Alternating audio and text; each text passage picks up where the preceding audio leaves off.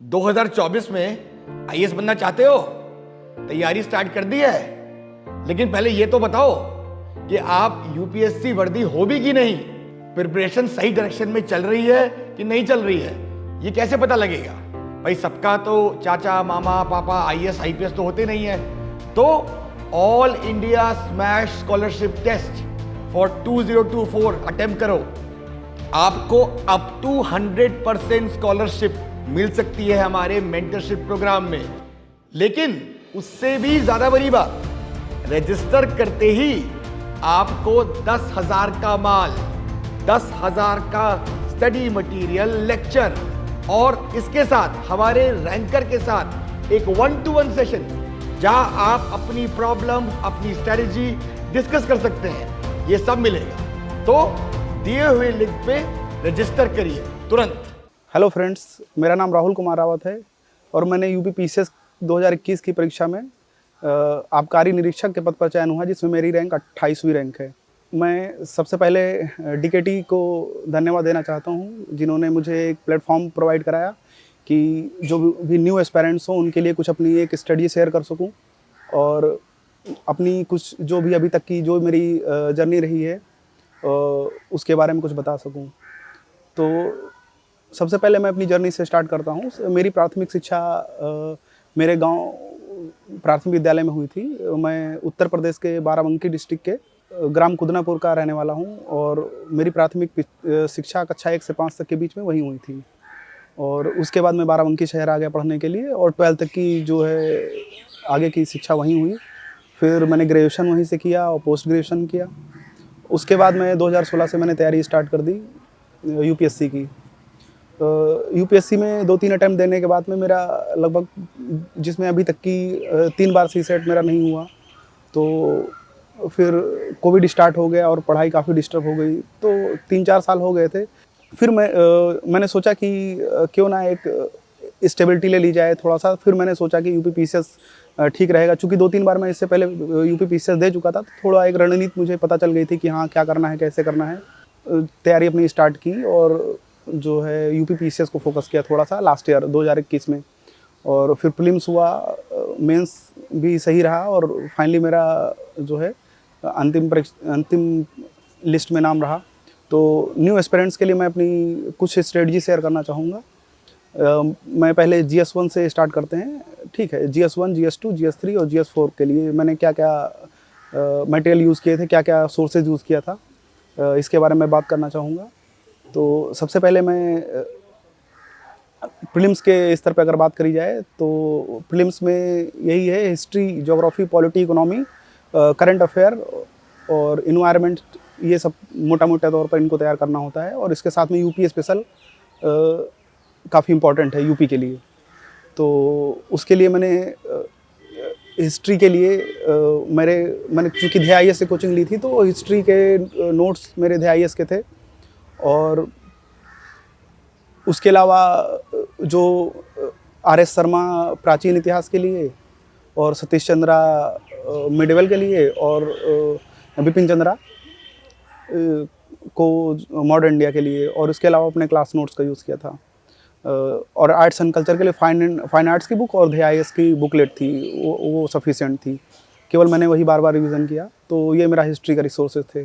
Geography, चूँकि मेरा geography optional रहा है, तो ज्योग्राफी के लिए 6 से 12 तक की NCERT और DIS के नोट्स थे। और मेरे ऑप्शनल के नोट जो संजीव शर्मा सर से मैंने किए थे, और सर एक अजीत सर थे, उनसे कुछ मटेरियल यूज़ किया था मैंने उनका। तो ज्योग्राफी का मोटा मोटा ये था। और फिर उसके बाद आते हैं इकोनॉमी पे। इकोनॉमी पे केवल कुमार अमित सर के नोट्स से DIS के, वो पर्याप्त थे। और अगर इन्वायरमेंट देखा जाए तो इन्वायरमेंट में दृष्टि IAS की एक बुक आती है, उसको मैंने अपना मेन सोर्स बनाया था, वही को बार बार रिवीजन किया था। और इसके अलावा पॉलिटी के लिए DIS के नोट्स थे, जो बेसिक की वहाँ जानकारी हो गई थी। और उसके बाद फिर लक्ष्मीकांत को मैंने मेन सोर्स बनाया था। वो प्री मेंस इंटरव्यू के लिए कंप्लीट सोर्स होता है।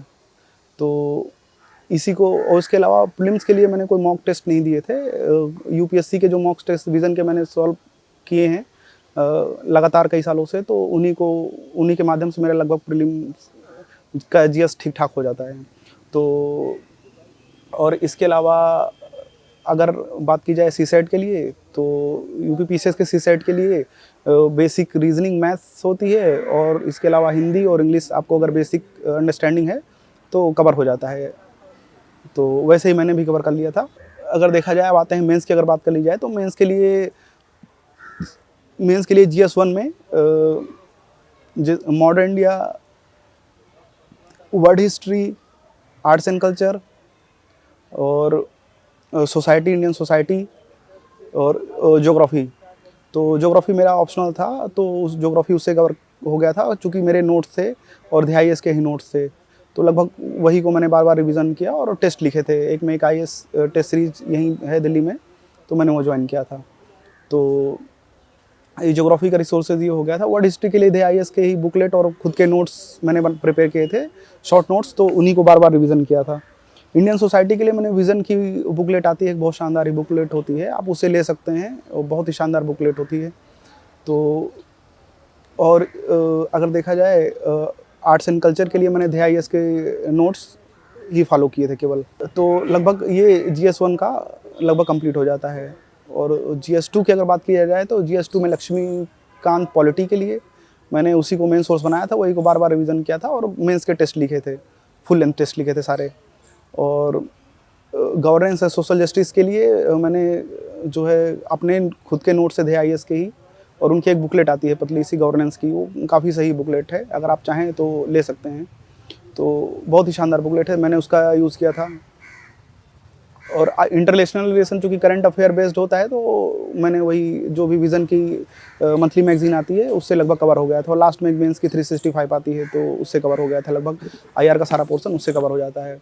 अब अगर बात GS3 की जाए, GS3 की, तो इकोनॉमी हो जाता है, economy, environment, disaster management, science tech और इंटरनल सिक्योरिटी। तो इकोनॉमी के लिए मैंने कुमारा सर IAS के नोट्स ही सफिशिएंट थे। इसके अलावा मैंने बजट और इकोनॉमिक सर्वे को थोड़ा सा उनका डाटा यूज़ किया था मेंस में आंसर राइटिंग के लिए। और इन्वायरमेंट के लिए वही दृष्टि IAS की बुक काफ़ी सही थी। और उसके अलावा मेंस 365 आती है विज़न की, उससे लगभग जो मेन टॉपिक थे मैंने शॉर्ट नोट्स बना लिए थे खुद से। और फिर अगला पार्ट आता है इंटरनल सिक्योरिटी, जो कि काफ़ी इंपॉर्टेंट है और ठीक ठाक मात्रा में क्वेश्चन आते हैं उससे। तो इंटरनल सिक्योरिटी के लिए मैंने IAS की बुकलेट, IAS के नोट्स, और एक दृष्टि की बुकलेट आती है पतली सी, तो वो काफ़ी अच्छा मटेरियल है, तो आप यूज़ कर सकते हैं। मैंने उसी को मेन सोर्स बनाया था अपना, और उसे अपने शॉर्ट नोट्स में उसको इंक्लूड कर लिया था। और फिर डिज़ास्टर मैनेजमेंट के लिए कोई अलग से पढ़ना नहीं होता है, करंट अफेयर बेस्ड ही होता है। और लास्ट में कोई एक मैगजीन ले लीजिए आप, घटना चक्र की एक मैगजीन आती है, उसी में लास्ट में कवर कर देते हैं सारे टॉपिक, तो वो बढ़िया रहती है। तो मैंने उसमें से कुछ शॉर्ट नोट्स बना लिए थे 8-10, तो वो करंट अफेयर बेस्ड ही होता है, जो उस साल करंट में रहा हो, जैसे बाढ़ हो गया, सूखा हो गया, सुनामी हो गया, भूकंप हो गया, ज्वालामुखी हो गया, जो उस टाइम का रहता है, तो आप उसको अच्छे से नोट्स बना लीजिए उस चीज़ की हैं। साइंस टेक GS3 में, तो साइंस टेक भी करंट अफेयर बेस्ड ही है, और विज़न 365 मैंने ली थी, और उससे अपने शॉर्ट नोट्स बना लिए थे, जो हाईलाइट इशू से थे, करीब 10-15 टॉपिक थे मोटे मोटे, तो उनका मैंने शॉर्ट नोट्स बना लिए थे, और उन्हीं को बार बार रिवीजन करके टेस्ट लिखे थे। अब बात की जाए पेपर 4 की, तो पेपर 4 के लिए मैंने कोई बहुत ज़्यादा रिसोर्स नहीं यूज़ किए थे। पेपर 4 के लिए IAS के नोट्स थे मेरे, वो मेरे ख्याल से सफिशिएंट थे, उन्हीं को मैंने बार बार रिवीजन किया था और टेस्ट लिखे थे। उसमें अलग से कुछ गूगल करना पड़ा था, कुछ जैसे टर्मिनोलॉजी होती है उनके अंडरस्टैंडिंग बहुत ज़रूरी होती है, और प्रीवियस ईयर पेपर एक बार देख लीजिए, अगर कुछ ऐसा क्वेश्चन हो जो आपके सिलेबस से कवर ना हुआ हो या नई टर्मिनोलॉजी पूछी गई हो, तो उनको अपनी भाषा में एक 2-3 पेज में जो टर्मिनोलॉजी है उनका एक शॉर्ट नोट्स बना लीजिए, उन्हीं को बार बार रिवीजन करिए। और इसके अलावा उसमें दूसरा पोर्शन होता है जो केस स्टडी का होता है, तो केस स्टडी का यही तरीका है कि आप ज़्यादा से ज़्यादा सॉल्व करेंगे, और टॉपर्स कॉपी दे सकते हैं, कैसे सॉल्व किया है उन्होंने, कुछ वीडियोस मिल जाएंगे आपको यूट्यूब से, उनको देख लीजिए, कुछ केस स्टडीज़ वगैरह आप सॉल्व कर लीजिए या अपने दोस्तों से डिस्कस कर लीजिए, तो लगभग केस स्टडी का भी सॉल्व हो जाएगा। तो ये मेंस का हो गया देखा जाए तो। और इसके अलावा मेंस में हिंदी था, तो हिंदी के लिए मैंने एक PN पांडे की बुक आती है, उसको मेन सोर्स बनाया था, और उसी को मैंने बार बार रिवाइज़ किया था। और उसमें लेटर, सरकारी पत्र, असरकारी पत्र, ये टाइप के कुछ होते हैं 4-5 टाइप के, तो उनको मैंने एक बार यूट्यूब से देख के वीडियो से, और अपने खुद के एक नोट्स बना लिए थे, उन्हीं को बार बार उनका फॉर्मेट तैयार कर लिए थे मैंने, तो उन्हीं को फॉर्मेट को बार बार मैं लिख कर उनकी प्रैक्टिस की थी। अब अगर बात किया जाए तो एस्से आता है, तो एस्से के लिए मैंने एसए के लिए तो यही होता है कि अगर आपकी जीएस सही है और जीएस का आंसर राइटिंग सही है तो नॉलेज आपको वहाँ से मिल जाएगा। और दूसरा, आप दृष्टि आईएएस की दृष्टि की एक बुक आती है निबंध की, तो आप वो ले लीजिए। उसमें बहुत सारे निबंध दिए गए हैं उनमें अलग अलग टॉपिक को कैटेगराइज किया गया, जैसे स्वास्थ्य से रिलेटेड, शिक्षा से रिलेटेड, इन्वायरमेंट से रिलेटेड, साइंस टेक से रिलेटेड। तो उनमें से कुछ कुछ इससे चुन लीजिए और उनको पढ़िए, उनको देखिए कैसे लिखा गया है उनमें इससे, और खुद भी लिखने का प्रयास करिए। एटलीस्ट हफ्ते में या 10 दिन में एक ऐसे आप लिखिए, और ना लिख सके तो हफ्ते में 1 या 2 ऐसे की फॉर्मेटिंग कर लीजिए, कैसे क्या उनके कंपोनेंट खोलने होते हैं। ठीक है, तो ये एसए की स्टडी थी। तो एसए में ठीक ठाक नंबर थे, 86 नंबर थे, तो आप लोग उस पर रिलाई कर सकते हैं जाके। इसके अलावा अगर बात की जाए ऑप्शनल की, तो ऑप्शनल में मेरा चूँकि ज्योग्राफी था, तो ज्योग्राफी मैंने DIS में संजू शर्मा सर पढ़ाते थे, उनके नोट्स से मैंने शॉर्ट नोट्स बनाए थे। और जो कुछ जो मेरे चैप्टर नहीं कंप्लीट थे, चूँकि सारी क्लासेस में नहीं ले पाया था उनकी, तो एक अजीत सर हैं यहीं दिल्ली में ही पढ़ाते हैं, तो उनके कुछ मटेरियल मैंने यूज़ किया था, तो उनके शॉर्ट नोट्स बना लिए थे खुद के ही, उन्हीं को बार बार रिवीजन करना था। और ज्योग्राफी के सारे जो भी टॉपिक थे उनको सही से कंप्लीट करना है आपको, और एक भी टॉपिक छूटने ना पाए। सभी को शॉर्ट नोट्स बना लीजिए, करीब लगभग 100-150 पेज में, उन्हीं को बार बार रिवीजन करके आप टेस्ट लिख सकते हैं, और ज़्यादा से ज़्यादा टेस्ट लिखिए। हालांकि मैंने टेस्ट घर पे ही लिखे थे, ऑप्शनल के लिए मैंने कोई टेस्ट सीरीज ज्वाइन नहीं की थी, मैंने जीएस के लिए टेस्ट सीरीज ज्वाइन की थी। अब अगर बात की जाए तो पर्सनालिटी टेस्ट यानी इंटरव्यू के लिए, तो इंटरव्यू के लिए अगर देखा जाए तो आपकी जो जीएस की तैयारी है, और साथ में इंटरव्यू से पहले का लगभग 1-2 महीने पहले का करंट अफेयर, और उस साल के जो हाईलाइट इशू रहे हों उनको आप अच्छे से कवर कर लीजिए। तो मैंने एक डायरी ली थी, उसमें जो भी हाईलाइट इशूज़ थे उस साल के उनको कवर कर लिया था, और शॉर्ट में 3-3, 4-4 पॉइंट बना लिया था मैंने। तो उन्हीं को बार बार रिवीजन करना होता है। और इसके अलावा आप अपना ऑप्शनल, ग्रेजुएशन, अपनी जो भी अपना डेफ होता है उसको अच्छे से तैयार कर लीजिए, अपने बारे में जानकारी, आपकी रुचियाँ क्या हैं, ठीक है, आप कहाँ से बिलोंग करते हैं, इन सब चीज़ों को अच्छे से आपकी जानकारी होनी चाहिए। और बात करते वक्त थोड़ा आपके उत्तर जो होने चाहिए वो संतुलित होने चाहिए। कभी किसी लिंग के प्रति, किसी जात के प्रति, किसी क्षेत्र के प्रति, किसी धर्म के प्रति आपका निगेटिव बिहेवियर नहीं दिखना चाहिए। आप हमेशा पॉजिटिव और सकारात्मक व्यू आपका रखिए, और फ्यूचरिस्टिक अप्रोच रहिए, और यही देखना चाहेंगे तो लगभग आपका इंटरव्यू सही जाएगा।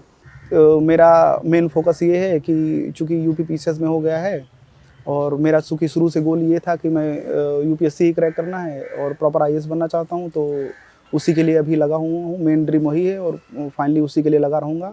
हाँ, बाकी ये है कि मैं अभी जो मुझे ये पद मिला है, उस पद की गरिमा को देखते हुए मैं अच्छे से उस पर काम करूँगा पूरी ईमानदारी से।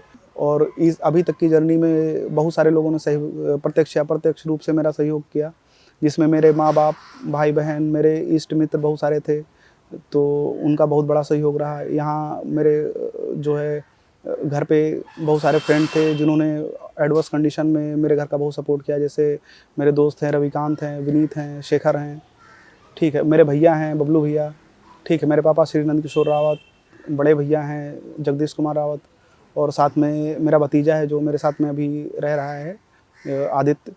और इन सभी लोगों का और भी भतीजियाँ हैं जिनका लगातार सपोर्ट, सहयोग मेरा बना रहा है। यहाँ भी कुछ दोस्त थे जिन्होंने लगातार मेरी जर्नी को सफल बनाने में मदद किया, जिसमें सबसे इम्पोर्टेंट रोल जाता है मेरे परम मित्र जो हैं आशीष रंजन जी उर्फ काका जी, जिनका बड़ा योगदान रहा और बहुत सपोर्टिव थे और हमेशा सबकी मदद करते हैं। और बाकी जो भी नए यूपी पीसीएस के एस्पिरेंट हैं, यूपीएससी के एस्पिरेंट हैं जो लगे हुए हैं, उनके लिए मैं यही कहना चाहूँगा कि आप लोग लगातार मेहनत करते रहिए। जिस भी सिचुएशन में हैं, जिस भी जगह पे हैं, उनको आप उस सिचुएशन में रह के, उस जगह पे रह के अच्छे से तैयारी करिए, लगातार हिम्मत ना हारिए, क्योंकि ये जर्नी लंबी हो सकती है, किसी की शॉर्ट हो सकती है, किसी का 1-2 साल में ही निकल जाता है, किसी को टाइम लग जाता है। तो बस हिम्मत नहीं हारना है, लगे रहना है। अल्टीमेटली होता उसी का है जो लगा रहा है, क्योंकि इस तैयारी का कोई भरोसा नहीं है। बस आप मेहनत करते रहिए, पूरी ईमानदारी, अपना पूरा सिलेबस लीजिए, चाहे यूपी पीसीएस का हो, चाहे यूपीएससी का हो, पूरे सिलेबस को अच्छे से कवर करिए, उनके खुद के नोट्स बनाइए, बार बार रिवीजन करिए, और प्री के ज़्यादा से ज़्यादा मॉक दीजिए, मेंस की आंसर राइटिंग करिए, लगातार आंसर राइटिंग करिए, और करंट अफेयर से अपडेट रहिए, और आपका ज़रूर सिलेक्शन होगा, है ना। और इंटरनेट का बेहतर से बेहतर प्रयोग करिए, आपके पास जो भी रिसोर्सेज हैं। तो यही कहना चाहूँगा आप लोगों के लिए, और यही आप लोगों से आप बहुत बहुत शुभकामनाएं आप सभी लोगों के भविष्य के लिए। और उम्मीद है कि आप लोग ऐसे मेहनत करते रहेंगे, और जैसे आज मैं यहाँ बैठा हूँ, कल आप लोग यहाँ आएंगे। तो बहुत बहुत धन्यवाद। बाकी डीकेटी का बहुत बहुत धन्यवाद कि उन्होंने ऐसा प्लेटफॉर्म प्रोवाइड कराया कि जो भी दूर दराज या ग्रामीण क्षेत्र के बच्चे, चूँकि मैं भी ग्रामीण पृष्ठभूमि से रहा हूँ, बहुत सारे बच्चे मुझसे कहते रहते थे कि भैया भैया बता दीजिए सर, ये बता दीजिए सर, ऐसे कैसे करेंगे। तो उन सभी के लिए ऐसे वीडियोस बहुत मोटिवेशन का काम करते हैं और दिल्ली नॉलेज ट्रैक सबसे बेहतरीन प्लेटफॉर्म है इन सब चीज़ों के लिए, अभी मोटिवेशन के लिए, बच्चों के लिए। तो हम सभी लोगों को यहाँ से बहुत गाइडेंस मिलती है, बहुत सारा सपोर्ट मिलता है, स्ट्रेटजी बनाने में मदद मिलती है। तो ऐसे ही डीकेटी को भी धन्यवाद, और ऐसे ही और हम सभी लोगों के लिए वीडियो लाते रहें ताकि जो भी बच्चे हैं जो यहाँ नहीं रह सकते हैं ऐसे माहौल में, उनको लगातार ऐसे प्रेरणादायी वीडियो मिलते रहें। Thank you so much.